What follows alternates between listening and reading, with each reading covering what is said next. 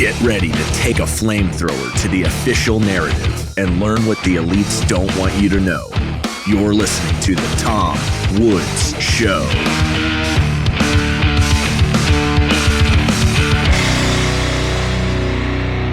Hey everybody, Tom Woods here. It's episode 2706 of The Tom Woods Show, and we've got Scott Horton with us, and that's always a good day. Scott, you know everything there is to know about him, in that he knows everything there is to know about U.S. foreign policy, no matter what it is.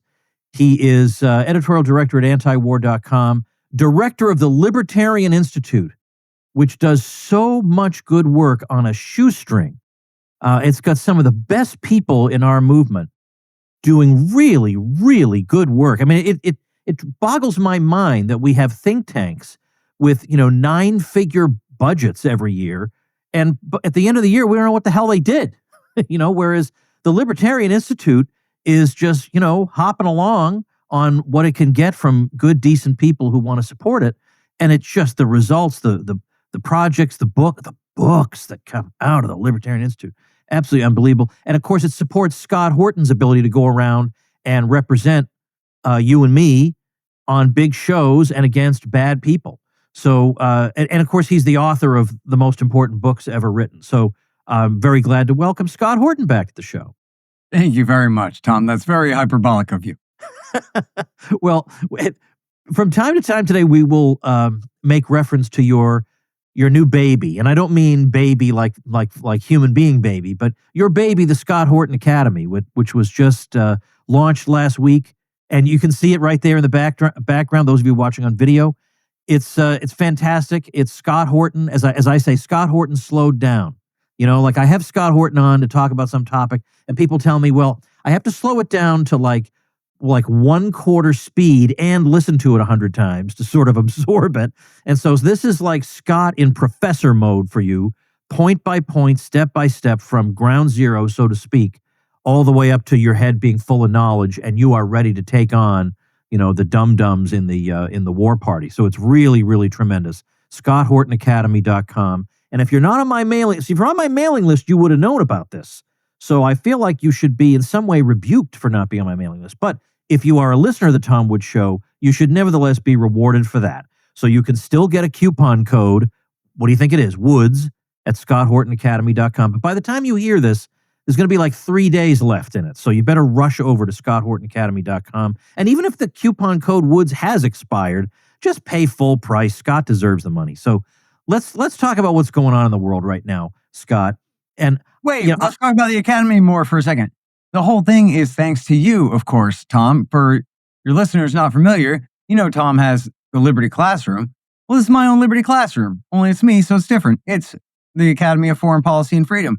But it's me and doing a very long-form course on the terror wars. But then we also got Jim Bovard, Ramsey Baroud, and Bill Buford. Maybe we'll talk more about that later if you want. But they are all really great, and their courses are just fantastic. I know people are going to get so much out of it. And we got more courses coming. And so, one, yeah, you're right. It is great. And two, thanks to you. So, hell yeah. Thanks, Tom. And then what were you going to say? Well, first of all, I always appreciate praise. So we can pause and appreciate me for a moment. But thank you very much, Scott. Very happy to be lighting a little fire under you to do this. And now here it is. And it's more glorious than we imagined. And by the way, I'll just say before we get into some current events, if you go to ScottHortonAcademy.com anyway, because it's a beautiful website. I mean, it really is, I think, a beautiful website.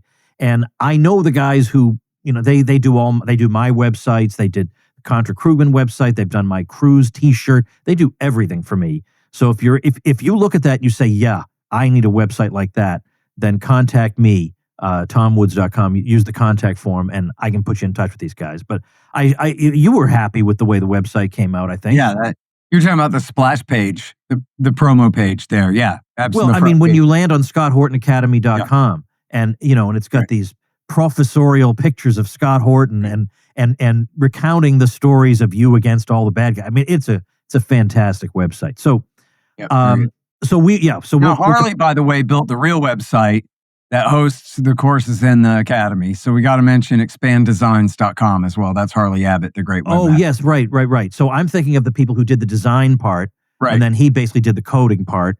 It's a great team working together. No doubt about it. All right. So it's incredible to me how quickly what we call the Overton window has moved. I mean, really, when I look back to like the Ron Paul days, it's like a different universe. You know, I was looking back, you were talking about my Liberty Classroom. I was looking at the Liberty Classroom website, which I'm about to have fixed and updated. And I feel like the first part of it, of the sales page, like the homepage, libertyclassroom.com, is pretty good because I wrote that recently.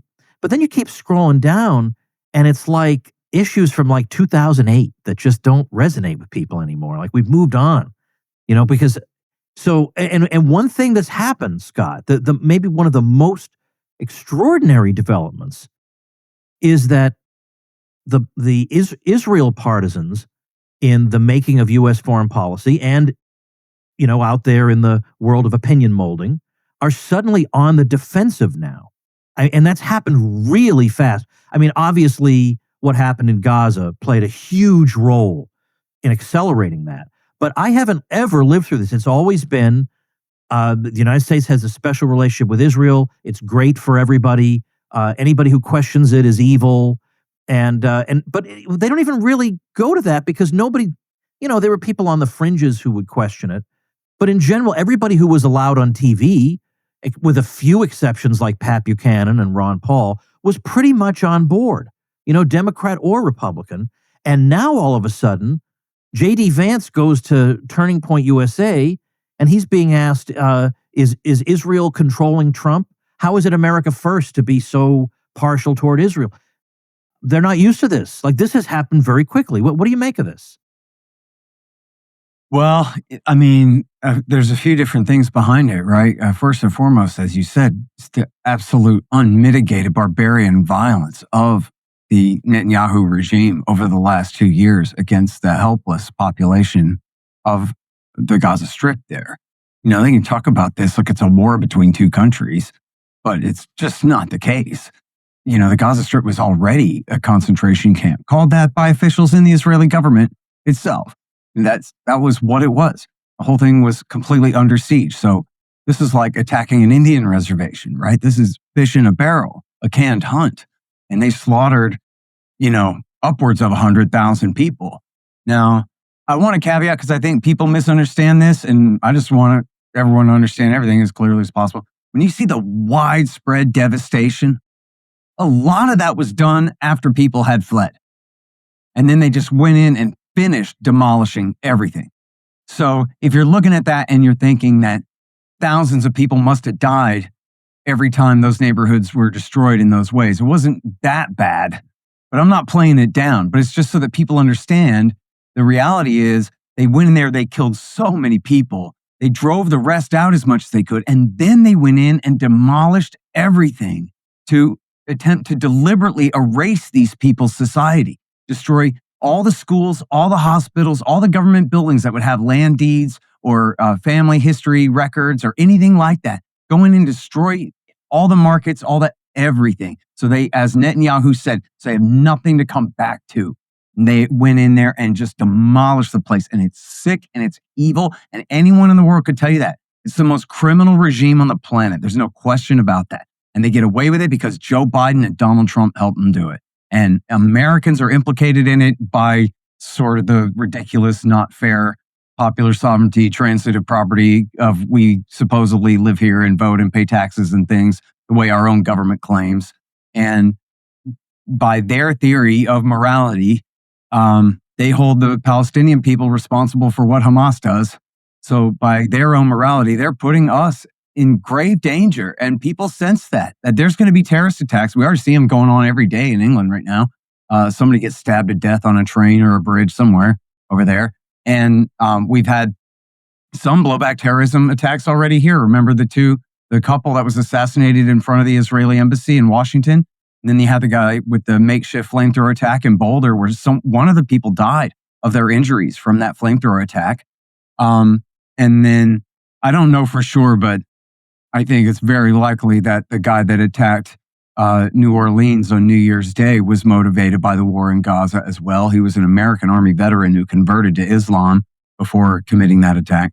And so, and the thing is, people are just sick of being lied to and manipulated. And so, and it's something that you did a show about the other day, and we're doing this as part of the Academy, is Adam Francisco debunking dispensationalism. But you know what, Tom? The polls show that there are a lot of young evangelical Christians who could go ahead and debunk it for you. And they do not believe what they were raised to believe 20 years ago. Because remember, at the time, the promise was, if you just help support the war in Iraq, we're going to all get raptured up to heaven. Get it? It's the millennium and all of this stuff. But none of that came true. Or they all got left behind with the rest of us. And so what the hell happened with that? And what a horrible thing to be told constantly that you have to support this unmitigated violence against helpless civilians, because that's your covenant with God and all that, to support Israel in any means that they may employ against their enemies, no matter who they designate their enemies, or else you curse your nation and curse your own soul to hell and all this.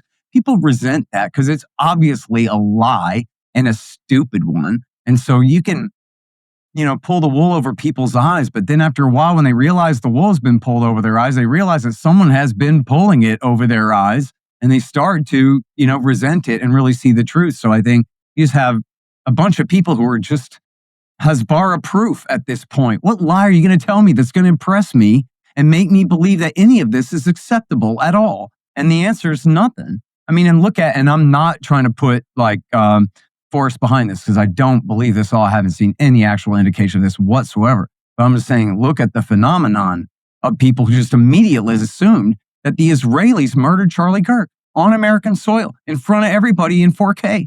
Because he dared to cross them for a moment. And people just assume that. Like, of course they would do that. That's all they do is assassinate people. That's all they do is let blood and then lie about it and pretend they're victims and justify it. And so people just assume the absolute worst about them in all circumstances. And then so thus comes a major crack up on the liberal Democratic side, and now as well on the Republican right, that you have the donors and the old guard and the leaders and controllers of the parties. And then you have the voters. And you have, what they call themselves MAGA because they don't want to call themselves Republicans. They don't want to call themselves conservatives. Remember, they tried calling themselves the Tea Party for a while because, we don't work for Mitch McConnell, right? We're our own thing. We want what we want, And you're going to tell all these people that America first means sorry, get in line, Israel instead. And you're just going to have to accept that. America first was just a bunch of propaganda for the rubes. What we really meant was you have to serve the Zionists. And people just don't accept that. Hell, we're not even through 1 year of Trump 2 here. And people are just already beyond fed up with this. And then look at who is turning against it. You have the most important leaders on the right, including and especially Tucker Carlson. And so they're terrified of him. And I know you saw, I wrote a tweet about this, where their real problem with Tucker Carlson is they know that he is not a racist. They know that he is not an anti-Semite. They know that he's not a hateful and cruel guy. And he's not trying to get anyone else to be. He's just terribly concerned that he's implicated in Israel's sins because his country is, and he doesn't want to be. And he makes himself abundantly clear about that. It's just like we talked about, Tom, a million times before, speaking of the old days. What did Ron do, Dr. Paul? What did Dr. Paul do that was so special above all the things that he did, and including spread Austrian economic theory and all the rest? What he did was he said, you don't have to be Michael Moore or Code Pink to be anti-war. Look at me. I'm a German stock, white, Texas, conservative, Republican, capitalist congressman, baby doctor, the guy with the gold coin. And I'm telling you, we don't have to do this. And you don't have to believe this stuff. All this pressure campaign that you hate America and love terrorism if you don't support what George Bush does. Nah, you don't have to believe in that. So what was Ron really doing? He was handing out hall passes, right? He was handing out permission slips in this great game of social psychology that it's okay for you to be anti-war. You don't have to identify with Michael Moore. You could just be like me. You have to move one step to the right. Just stop believing these lies. And that's the same example that Tucker Carlson is setting. And so many other leaders on the right now as well. I know Tom, he's a friend of yours, but I got into a real beef with that Robert Barnes a couple of years ago because the Israelis murdered an American journalist, Shireen Abu Akleh, and they shot her in the face, blew her head off. And Barnes said, the Palestinians did it because they like pretending that they're victims so they can get sympathy and this kind of thing, which drove me into a rage. And then he went into some crazy jihad mode against me. But then I just noticed on Twitter yesterday or the day before that he's completely turned around on this. And I wrote a little tweet about that. And some of the comments were from fans of his that said, hey, he had a legitimate change of heart about this. They didn't say to me, well, he saw which way the wind blowing. I didn't see anybody say that. They said he saw enough violence from Israel and said, that's it, too much. I'm not putting up with any more of this. And now I'm on the other side of this. And so now you put him in the ranks. And not only does he stand with Tucker, but he's like standing with Tucker and shouting down the Hawks. And he's just one of a great many examples in other words, the tide is turning and they're just tugging on Superman's cape going after Tucker, man. They can't win against him. They're not going to. Hey everyone, this open enrollment, don't make the same mistakes again, agreeing to overpriced premiums and fine print that generates unpleasant surprises at all the wrong times. The Woods family, well, we don't play that game anymore. Affordable Care Act, get out of here. We ditched the old-fashioned way and embraced crowd health, the alternative to the crazy American health insurance world. With Crowd Health, we're talking health care for under $100. You get access to a team of health bill negotiators, get low-cost prescription and lab testing tools, as well as a database of low-cost, high-quality doctors vetted by Crowd Health. And if something major happens, you pay the first $500, then the crowd steps in to help fund the rest. And of course, you'll join that crowd, a group of members just like you who want to help pay for each other's unexpected medical events. The system is betting you'll stay stuck in the same overpriced, overcomplicated mess. And this year it's even more complicated because most of the Affordable Care Act subsidies expire, which means your prices are going sky high. This open enrollment, take your power back. Join Crowd Health to get started today for $99 for your first 3 months using code WOODS at joincrowdhealth.com. That's joincrowdhealth.com, code WOODS. Crowd Health is not insurance. Opt out. Take your power back. This is how we win. Joincrowdhealth.com, code WOODS. Now, I haven't talked to Robert Barnes about this, but we've been retweeting each other and we've never been unfriendly. So I do find this interesting, but I bet it's more than just the issue of violence. I think it's also the way people in that movement, whether it's Ted Cruz or Lindsey Graham or anybody else, or Mark Levin, the way they act, the way those people act toward other people, that everybody's an anti-Semite or you hate the Jews. And so they just take for granted that, so you hate the Jews and this whole thing's about the Jews because why don't you criticize other regimes? And it must be, Scott, it must be because you hate the Jews. I mean, it's so stupid. Like, I know they don't actually believe it, right? But they can't help it. Like that's the way they argue. And I think people like Barnes feel like, well, you know what that kind of sounds like? That kind of sounds like Al Sharpton or Jesse Jackson, the way they used to argue. That I remember the New York Post, I'll never forget this. They ran a headline that said, Sharpton, it's racist to investigate my taxes. Now look, yeah. On his taxes, that's the one thing I agree with Al Sharpton on. You know, like if he's avoiding the taxes, good for him. But like that's the way, instantly it must be racism. And we all roll our eyes because we know how dumb that is. Right. Yep. And now they just turn around and act like this. And then they call us the woke right when every move they make, every muscle they move, every syllable out of their mouths is based on woke. You must be motivated by hate. Shut up. I mean, you should see in my Twitter mentions today, it's, I detect a whiff of anti-Semitism there. It's like, the dog whistle or whatever, this kind of thing. That's all you could do. Like, in other words, in your imagination, there's a problem.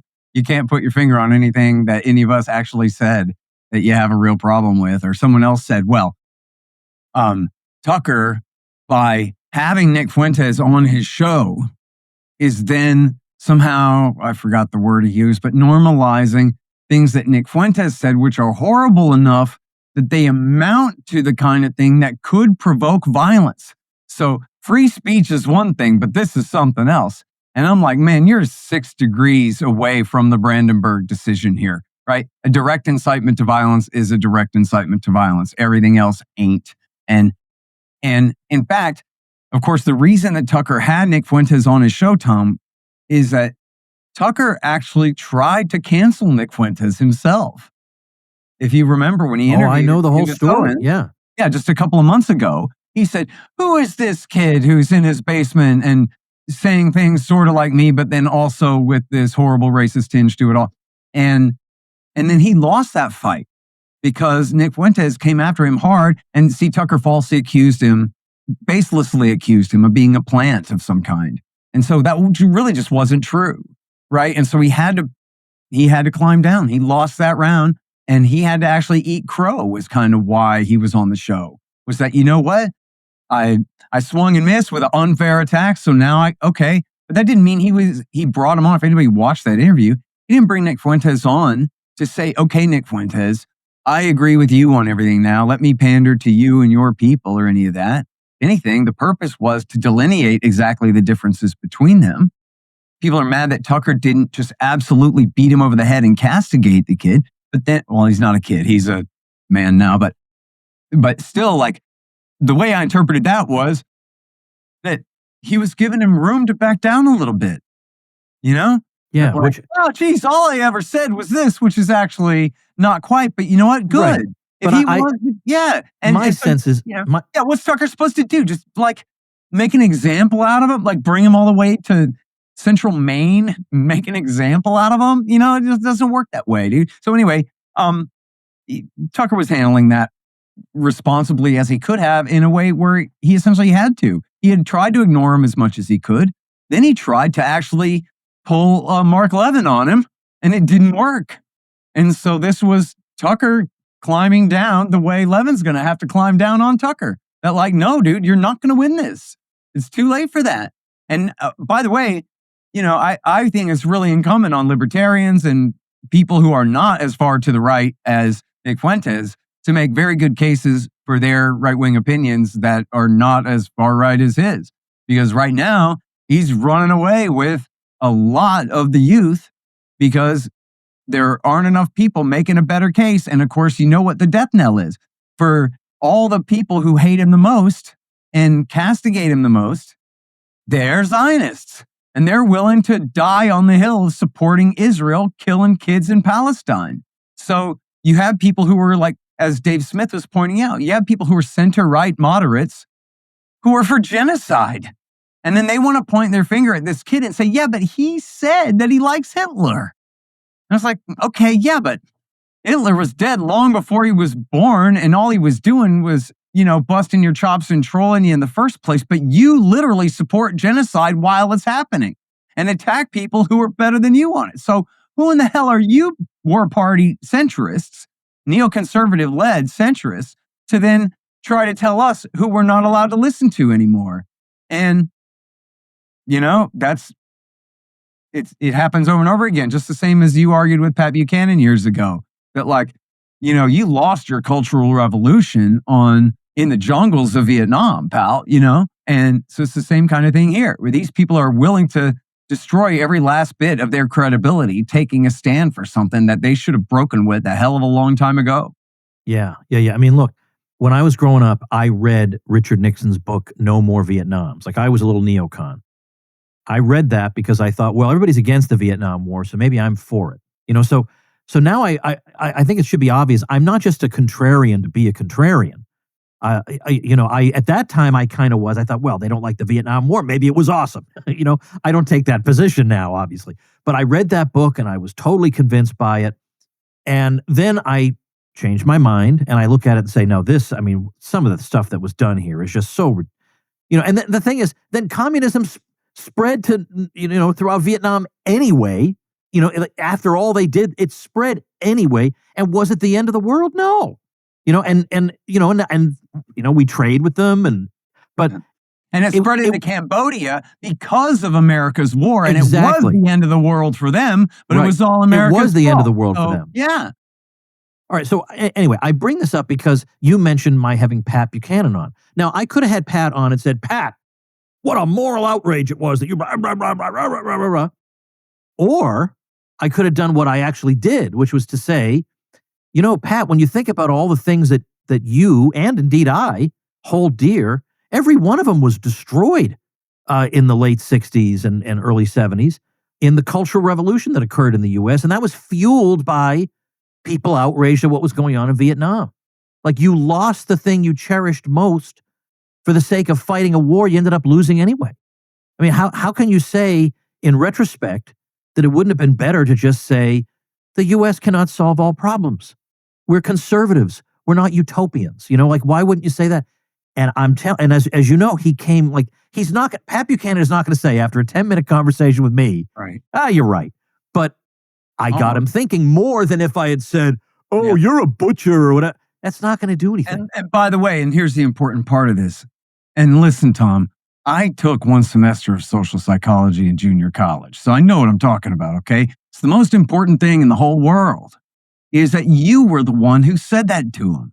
If it had even been Sheldon Richman, who's like one microscopic, like the thinnest animal hair to the left of you, if it had been him that said the same thing, Pat would have just been like, meh.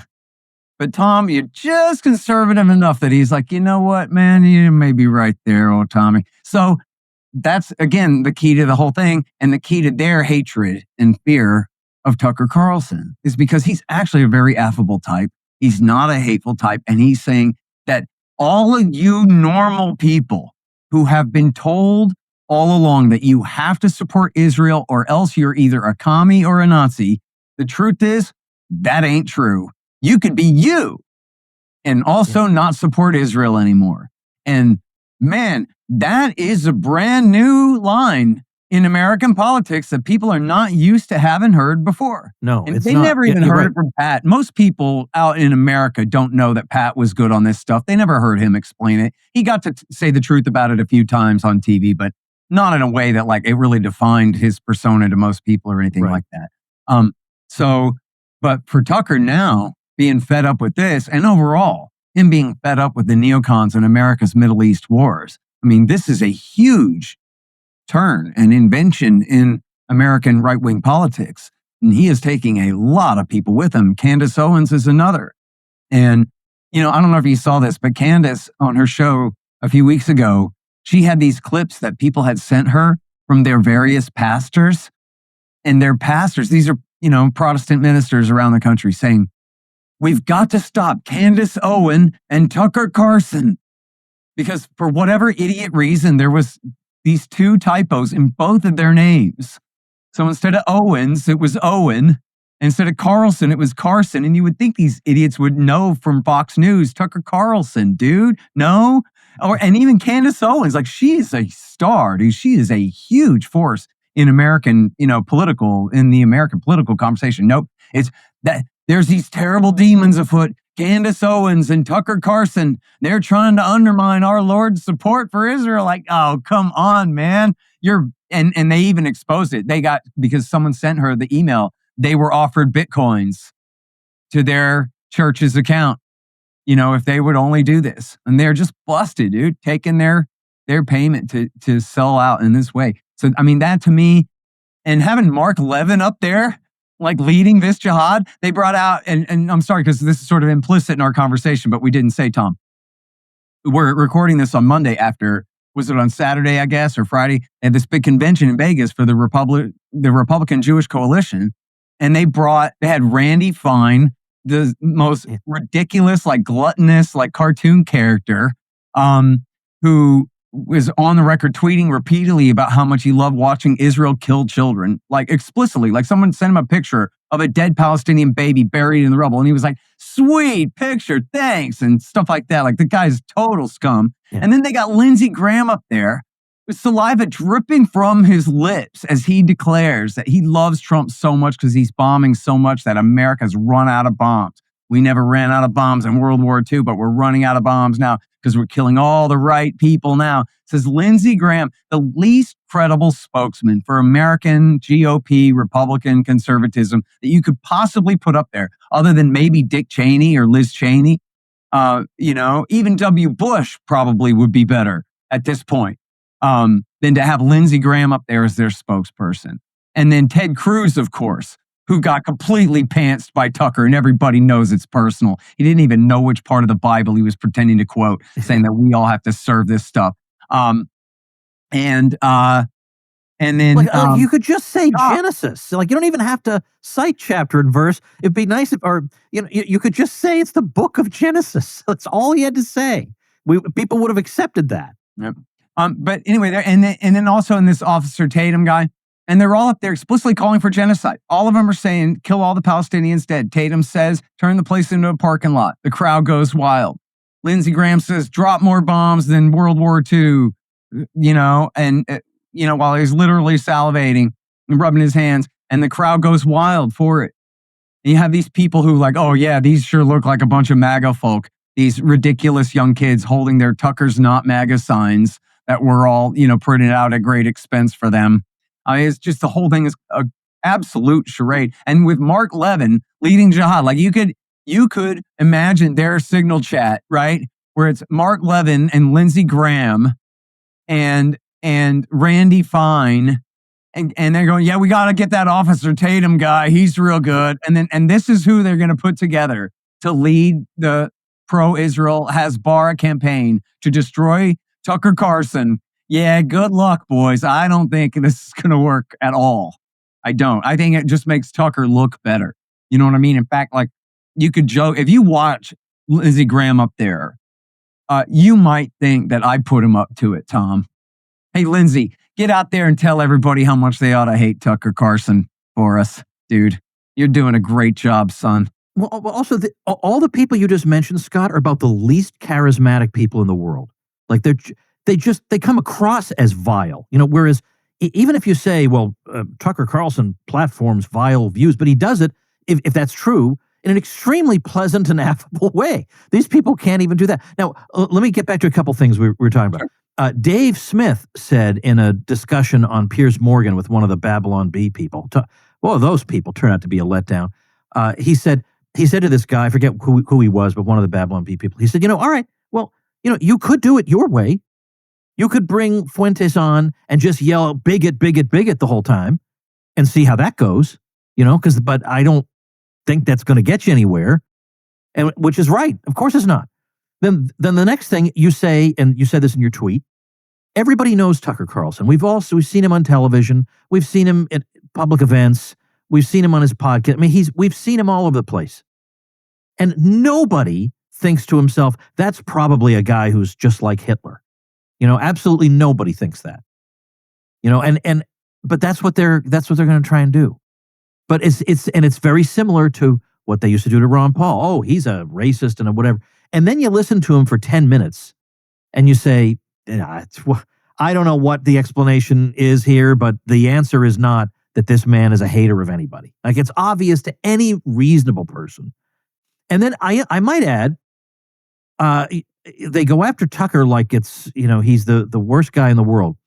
But Bill Kristol, the guy you destroyed in the debate in New York, Bill Kristol says he would vote for Mamdani in the New York mayoral election. And Jonah Goldberg, instead of saying, oh my gosh, you're supporting a commie, this is like beyond the pale, his post is, I consider Bill a friend. I'm just surprised that he would, because in their view, the left is basically a bunch of nice people who have been misled. They have the wrong ideas, but their heart's in the right place. But the right, now that's where the bad guys are. And so we get this wildly bizarre, disproportionate apportioning of hysteria. Yeah. And for the young tuning in, this is the former editor of the National Review talking about the former editor of the Weekly Standard, the two most important conservative magazines 25 years ago, the National Review a lot longer than that, and the Weekly Standard certainly in the 90s and in the Bush years. Talking about that stuff. Daryl Cooper had a tweet that was, The head of Heritage defends, it was like a screenshot of the news. Head of Heritage defends Tucker Carlson. And then below that, Bill Kristol's going to vote for the commie in New York. And then Daryl says, nature is healing. You know. Hey, gang, if you're like me, you've been watching the Fed inflate the dollar into oblivion while politicians bungle trade policy and rack up historic amounts of debt, and you're wondering how to protect what you've worked so hard to build. That's why I want to talk to you about Monetary Metals, a company doing something truly revolutionary with gold. We all know gold is a safe haven asset, but let's face it, most gold just sits there in a vault, not doing much. It holds its value over time, but it doesn't grow. What if I told you there's a way to not only own physical gold, but also earn a yield on it, paid in gold, every single month? That's exactly what I do with Monetary Metals. I lease my gold with them and earn an annual yield, around 4%, in gold, not in paper currency. I keep my ounces, and every month I get more. So think about it. You still benefit from any price appreciation, like what we've been seeing in 2025 with gold pushing past all-time highs, and you also get paid more ounces of gold along the way. That's what makes this model so exciting. It's a genuine breakthrough. For the first time in decades, gold is functioning as a yield-bearing asset, just like in the classical gold standard days. The Fed can print dollars. They can't print gold. It's time to start growing your wealth in ounces, not just hoping for the best with fiat. Go to monetary-metals.com/woods to learn more and see how you can start earning a gold income too. That's monetary-metals.com/woods. The neocons are losing out at the Heritage Foundation, this important conservative foundation, and Bill Kristol's going back to the communist left where his daddy came from and where he belongs. And so things are not exactly all right with the world, but they're straightening out in some ways. And by the way, let me say here real quick about my friend Daryl. As you know, he's my good buddy, and he was going to be the co-author of my book before I ran way out ahead of him on the last one. I think you might know something about that, Tom. The same thing happened to you and me on enough already. And he's the co-host of my show that comes out every Friday night, Provoked, which is named after that great book, which is different than my interview show, the Scott Horton Show. And he is always part of this conversation about Tucker as well. If you listen to Mark Levin or any of these kooks, when they're attacking Tucker, they don't always say, in fact, oftentimes they don't say Daryl's name, but he's implied they're bringing up that fake controversy from a year ago of when Daryl was on Tucker's show. And they're using him as like another example. So see, first he had that one guy on, now he's having Nick Fuentes on and all that. But Daryl ain't that far to the right at all. And you know how I know? Because I asked him, well, like, how far to the right are you? And then he like talked for 25 minutes or whatever and explained exactly what his point of view is. It's on our show. You can go back and watch it. And in our recent conversation that we had on Friday night, we're sitting here talking about Nick Fuentes. And, you know, when Daryl is saying we, he's talking about him and me, not him and Nick Fuentes. You know what I mean? So like, not that Daryl is 100% where I am. I'm a libertarian and he's more to the right than I am. But he's not with Nick Fuentes. And so it's the same thing if you actually watch the Tucker Carlson interview with Nick Fuentes. Tucker Carlson is, you know, he's not, again, beating him over the head, but he's very clearly delineating what his beliefs are as compared to what he knows Nick Fuentes' at least expressed beliefs are, and saying, well, I don't hold anybody collectively responsible for anything. It's against my religion to do that and to hate anyone and all of these kind of things. And it's the same kind of thing. So anyway, I just think it's worth pointing out that, and real quick on Daryl, when Daryl was on Tucker's show and caused that big controversy a year ago, the thing was all out of context.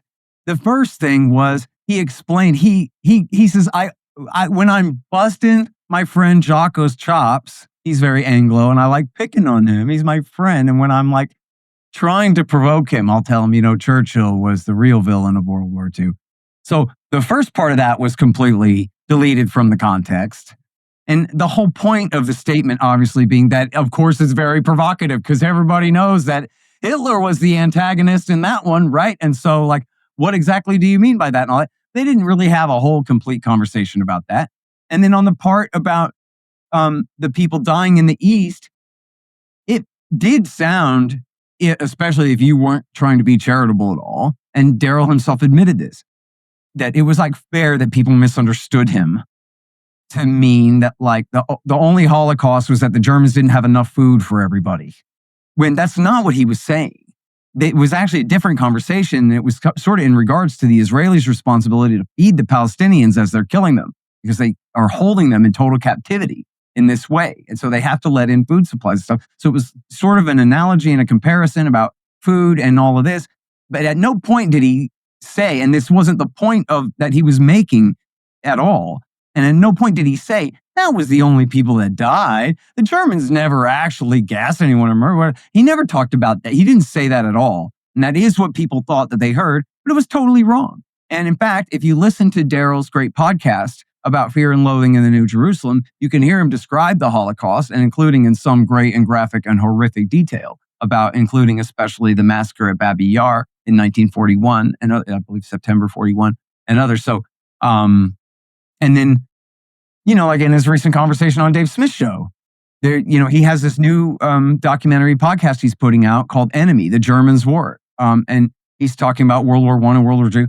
And he refers to the Holocaust and what happened in the Holocaust when that's not even his point. He's talking about something else, and he's bringing that up to explain. It's clear, this guy is not a Nazi Holocaust denier, this, that, whatever thing. It's the same thing that they have to do to everyone.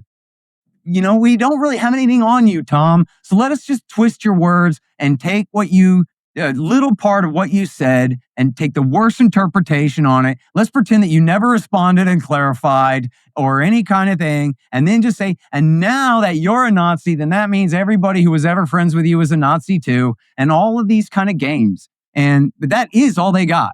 That's what they have on Tucker, is that he had on Daryl and they misconstrued what Daryl said. And then he kind of tried to cancel Nick Fuentes himself and failed at that. And so had to eat crow a little bit and have the guy on where he still did not pander to him whatsoever and delineated his beliefs as compared to Fuentes's completely. So what do they have? They got nothing other than outrage, other than a whiff of anti-Semitism where they can't find anything concrete to point their finger at. What was bound to happen, I just didn't realize it would happen so soon, is that eventually genuine American patriots who really do believe in things like the sovereignty of this country would get annoyed at the way Israel goes about things vis-a-vis the United States. Like all these pictures of dozens and dozens and dozens of U.S. congressmen over in Israel for whatever reason, or Ted Cruz saying, Happy 4th of July. But it's also the anniversary of the daring Entebbe raid. And let me tell you all about that. On basically America's birthday, his post is, it's an important day in Israel too. So let me tell you about that. That's not normal. And then to have an organized lobby, which do not insult my intelligence by saying, well, there were other countries. Get out of here. What American ever had his reputation destroyed because he didn't want to give enough money to Qatar? I mean, come on. I don't have an IQ of 50, for heaven's sake. But we have good, decent Americans smeared by AIPAC because why? Because they don't want to send enough money to a foreign country, as much money as AIPAC wants them to send. Could you imagine being such a narcissist that you're in a different person's, you're in another country, and you're going to smear politicians of that country who simply want to prioritize their own country, which is the most normal thing in the world, which is what Israel itself does. Israel doesn't prioritize the needs of other countries above its own. It prioritizes itself. And that's natural and normal and good and morally pure and wholesome. And yet, not the way they do it. yeah, right. Yeah, but you see what I mean? Like this instinct, there's nothing wrong with it. But people are, so in other words, eventually people were bound to say, I really don't like the way they act, the way they treat us like garbage, the way the way Netanyahu just lies to us constantly lying about the intentions of other countries toward us. Oh, Iran's going to bomb you guys, and this, that, and the other thing. Saying things he obviously doesn't believe, hoping that dum-dums will go for it. I mean, you put this all together, and it's embarrassing. The way the United States is treated by this country is embarrassing. And eventually somebody was going to say, I used to kind of be sympathetic toward Israel, and I might still be if they could just, the people advocating for them could just act like normal people for 5 blankety blank minutes. Yeah. Or if that regime was anything like a normal regime, which it's just not. Yeah. It's an ethno-religious supremacist regime that happens to be trespassing on the land of millions of other people who they're still holding in totalitarian captivity. So, yeah, that's a difficulty. And by the way, this whole thing is a huge moral hazard for Israel in a way that, of course, is detrimental to Israeli interests.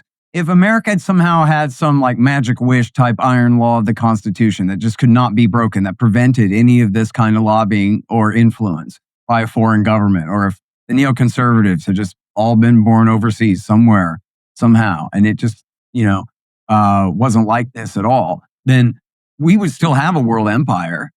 H.W. Bush inherited the world at the end of the Cold War, but it would have been a lot different circumstances than this. And you can see where there's so many times where things were amiss, and the Israel lobby was a major part of it. In fact, including in the lead up to Iraq War I and that, during H.W. Bush. And that, I'm not saying they were driving that car, but if you look at all the neocon pundits at that time, they were all hawks, and they were all pushing this as hard as they could and to whatever degree they could inside the administration as well, especially in the Defense Department. And then, of course, these are the neocons, the same ones who wrote the Defense Planning Guidance, who founded PNAC and the Project for a New American Century and all that. It was the Israelis, man, Yitzhak Shamir's man, Martin Indyk, who insisted that Bill Clinton do the dual containment policy. That says we have to stay in Saudi to balance against Iraq and Iran. Now that we bombed them so bad in Iraq War I, now that Iraq is too weak to balance against Iran, America has to stay in Saudi to balance against them both, which we all know is the proximate major cause of the September 11th attack. The major motivation for al-Qaeda to turn against the United States was that bombing campaign, not just bases in Saudi, but using them to bomb Iraq constantly throughout the 1990s. That's all Israeli-centric policy, right? It's like in Back to the Future 2, where Doc Brown is like, we took a skew to a tangent to this terrible parallel future where Biff Tannen is the mayor and everything has gone to hell, right? Like that was what happened. Everything was going to also be horrible. Bill Clinton was the president, right? Whatever it was going to have a Waco fire and it was going to be disastrous. But everywhere Israel sticks their fingers in on American policy, they ruin it. And especially Iraq War II is the major example of that. And people still ask, who's a neocon? What's a neocon? Well, they're the American Likud. That's who they are. They're the vanguard of the Israel lobby and tied to American weapons manufacturers, bankrolled by them. And they're the ones who lied us into that war. And so that's a huge part of why I'm like this. Like, I already did not like the way that they treated the Palestinians, and I hate being lied to.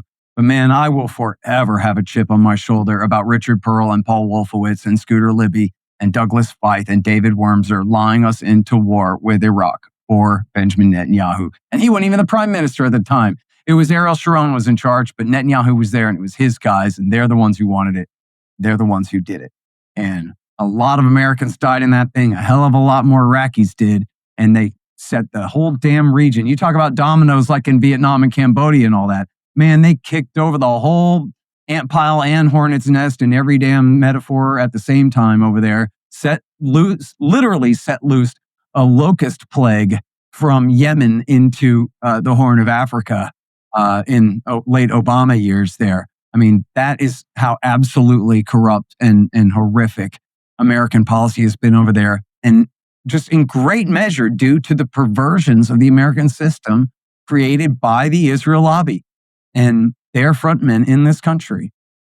Let's say another word about the academy, because I had on last week, as you know, a guy named Adam Francisco. So Adam Francisco has a DPhil, which is the equivalent of a PhD from Oxford.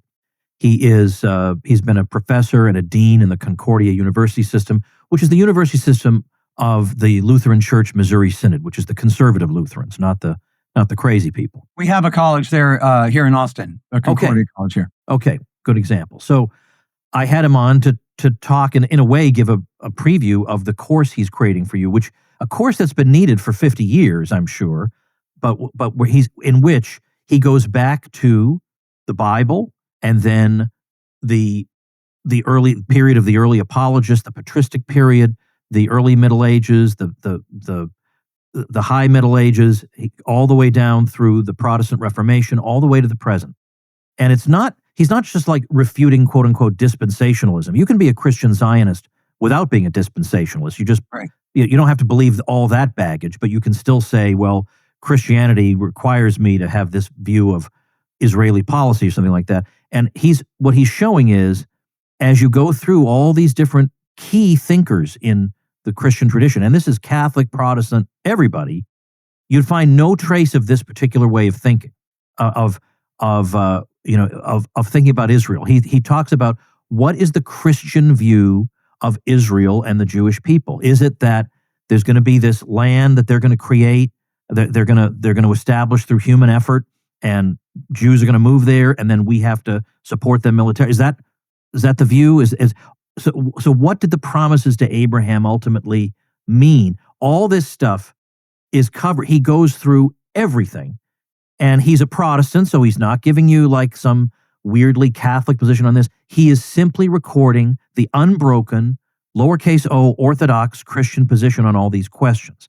I don't think there is a course like that anywhere else. And, so I've been pointing this out on Twitter to a lot of people that, look, what you're believing in would not have been recognized by anybody. It wouldn't have been recognized by Martin Luther, by John Calvin, by Thomas Aquinas, by Augustine, by any of these people. And the best they can come up with is, well, in 1948, when Israel was created, the church woke up and realized that the meaning of the Bible was such and such. My God. I mean, that's David Koresh stuff, man. I'm sorry. And let me tell you. Well, let me just finish this one point. Okay, sorry. The idea of the Holy Spirit in the Christian tradition, one of the roles of the Holy Spirit is that he protects the church, so that you don't go 1948 years thinking one thing about the Bible and then suddenly having to say, well, that was all wrong. Now we have to think the exact opposite thing about the Bible. If you're going to say that, then you're basically saying there's no Holy Spirit, that the church is just adrift and it could believe a gross error for 19 and a half centuries. I don't know what religion that is, but that's not Christianity. All right, go ahead. Okay, I'm sorry. I just want to say, because I insulted the Branch Davidians, but I love the Branch Davidians, the ones that I've known and met in my life, and they're good people. And for people who don't know me, I have defended them at least as much as anybody else.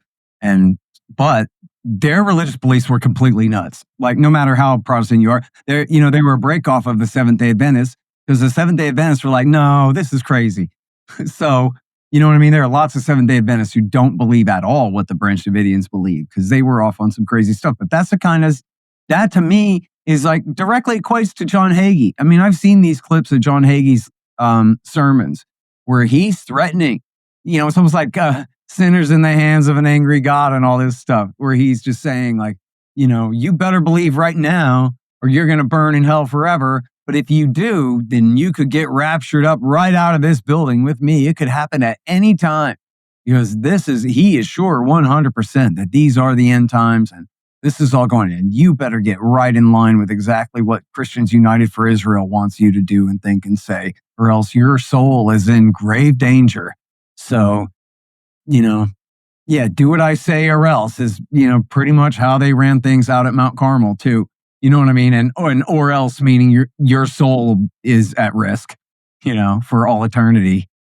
And I don't know, man. I'm not a religious guy in the first place, but I think if I understand the basic story of Jesus and the Sermon on the Mount and all of that stuff, and when I hear all this political baggage being added on to it, it just sounds so crazy to me. I don't know how anyone could believe. And by the way, for the audience, I know all of you probably already know this, but when Tom says weird Catholic stuff, he's Catholic, so he can say that. Yeah, right.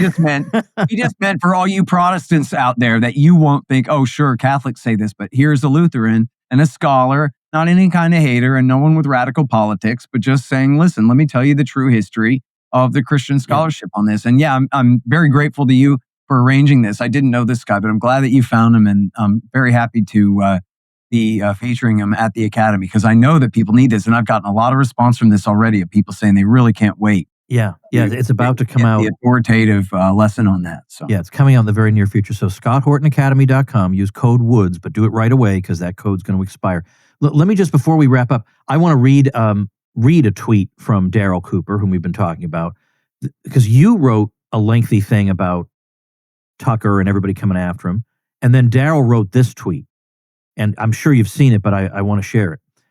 He says, the rage against Tucker, the barely concealed calls for his murder by pigs like Levin and Fine, is ostensibly because he had a conversation with a controversial public figure, but is really just a reaction to him exposing conservatives, often for the first time, to the violent supremacist behavior of Israel and its disregard of U.S. sovereignty through its lobby and the kind of vitriolic pressure campaigns we're now witnessing. Yeah, you can say that again. The Israel First crowd has never made a coherent argument for its position. Starting on October 8th, 2023, they've instead resorted to brazen lying, personal attacks, and attempts to silence Americans by intimidation and force. Now, by the way, let me add in parentheses. Then, when this makes Americans really angry that they're being treated this way, then we hear, there's a big rise in anti-Semitism. No, there isn't. Just stop doing this. Just stop doing this. All right, and then continuing with Daryl. Not only are they largely responsible for dragging America into conflicts not our own, they've polluted our political culture and discourse. If they had an argument, they'd make one. But Americans are, at bottom, decent people who, if they're told truth, will usually do the decent thing. Israel's wildly disproportionate, sadistic rampage in Gaza is not something Americans can be debated into supporting. They don't need to be told it's wrong to fire tank shells and machine guns at crowds of starving children trying to reach an aid truck. That's why the only people left who support Israel are politicians for money, certain confused Christians for dogma, and Zionist Jews themselves for identity. The rest of America, the people willing to reconsider their position after the 10,000th murdered child crosses their feed, are saying enough is enough. The bad guys are losing, they know it, and they're lashing out in desperate rage. It's time to send a message to these people that their intimidation tactics will not work anymore. I'm with Tucker 1,000%. Did you see that? I did see that, and I absolutely agree with that. And again, one, I agree with him that that's why they hate Tucker, is because they know he's not a hater. And he sets a good example. And what are they going to do with that? And secondly, I agree with him that all the American people need is the truth on this issue, and they'll snap right out of it. And I've seen it happen before. The polls, my good friend Grant F. Smith, I think you might know him. He wrote so many great books about the Israel lobby and their shenanigans in this country and stuff. And he did polls like this that showed that Americans thought that it was the Palestinians were occupying the Israelis. Right? They don't know who's who over there. They don't know what's going on over there. But if you show them a map of who's occupying what, who invaded what, and who stole what, and who blew up who, then they'll understand very quickly and change their opinion on it. I've seen it happen a million times. Man, and look, I think you and your audience know. On this issue, boy, you'd imagine people's heels are dug in pretty damn hard. But I've changed people's mind, Tom, with a speech, right? Which is not necessarily the most persuasive thing. You know what I mean? Like, I don't know. And you know how I give speeches. They're really like lectures about details and stuff. They're not really very speechify-y. But This was like in 2021. I gave a speech for the Mises Caucus about the horrific slaughter that was going on in Gaza at that time. And I just explained, like, look, man, picture the map in your head, okay? It's like this. And these people drew the line here, and this is the difference where the thing happened. And then at another LP event, a couple of months later, a guy came up to me, and he goes, listen, man, I have to tell you, I was in New York, and I saw your speech. And everything I knew about Israel, I learned in church. And this is the first time I ever heard anyone who wasn't a communist take the side of the Arabs over there. I think he said that. And he said, but you really got to me. You really changed my mind. And I've been reading a lot and learning a lot. And now I understand how unfair it is what the Israelis are doing to those poor Palestinians over there, including the Christians, of course. Americans were just, and it's understandable in the psychology of the thing. When people don't have information, they just sort of fill it in with their best assumption. And a lot of times, Americans' best assumption is that the Christians live in Israel and are protected by the Israeli Jews. They're part of Israeli society. rather than understanding that, no, the Christians are Palestinians and they are being persecuted by the Israelis along with their fellow Muslims, including being exploded to death in their churches with their babies in the very same way that they do to the Palestinian Muslims. And so, that raises all kinds of questions again, right? Like, in fact, speaking of Ted Cruz, there's footage of Ted Cruz on stage where someone questioned him about this. So the Israelis are killing Christians in Palestine. And we're Christians. You say you're a Christian. They're killing Christians. Whose side are you on? And he's like, you can just tell Palestinian Christians doesn't matter if they're Christians or not. They're still not even a tenth of a human to him. He doesn't give a damn about them. Says it's the obligation of American Christians to be on the side of the Israeli Jews, no matter what, full stop, forget it. No matter if they're deliberately exploding little Christian kids to death, running their families over with bulldozers, stealing their homes and, killing their people.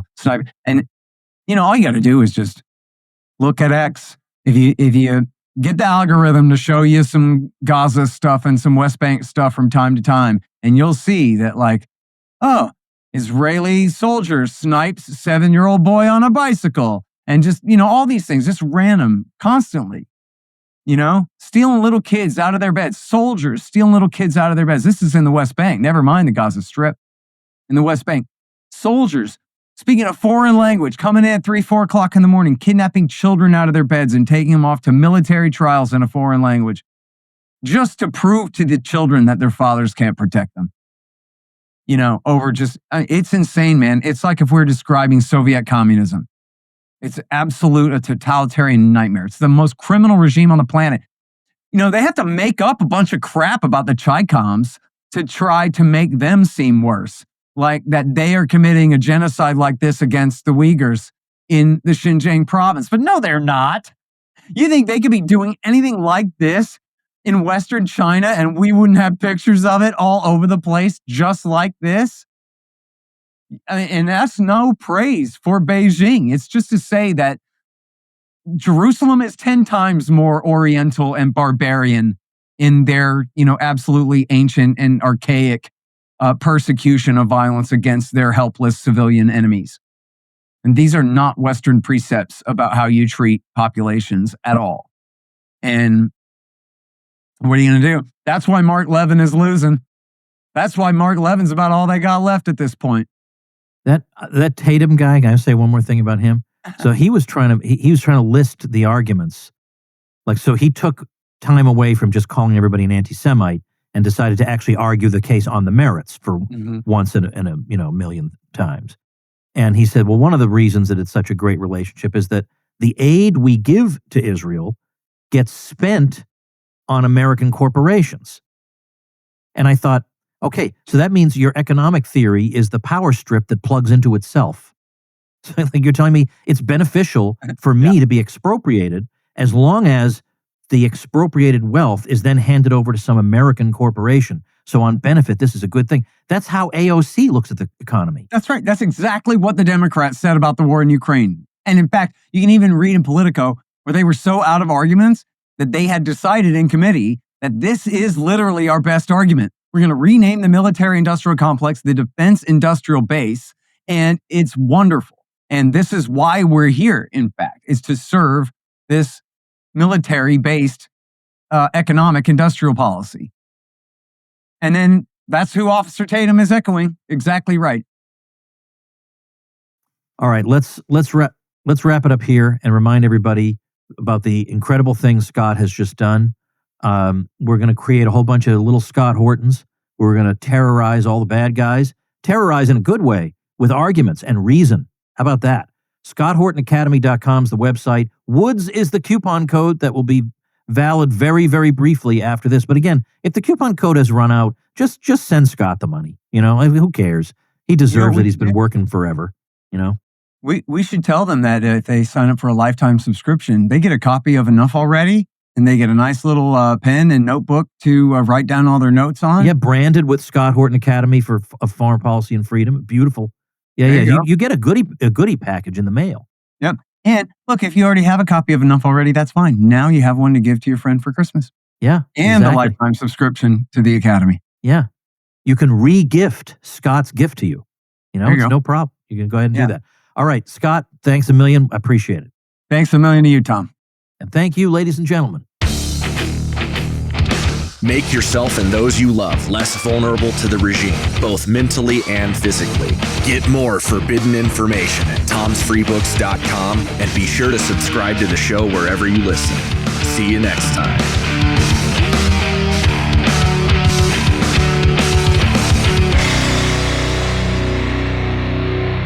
Like the sound of The Tom Woods Show? My audio production is provided by Podsworth Media.